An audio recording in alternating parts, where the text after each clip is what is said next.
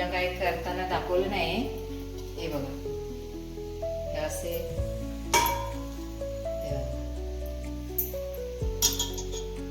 असे अजून हे काढायचे. हे सब मग अशी काढले. आणि इकडे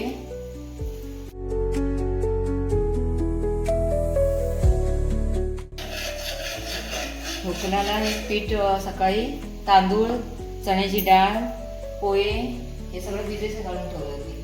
आता ते सगळं मिक्सरला लावून त्याच्यामध्ये थोडीशी चवीनुसार साखर, मीठ आणि दही टाकलेलं. आता ते मिक्सरला लावून हे सगळं फुगसं घालून ठेवते. सकाळी मी याचं बनवणार.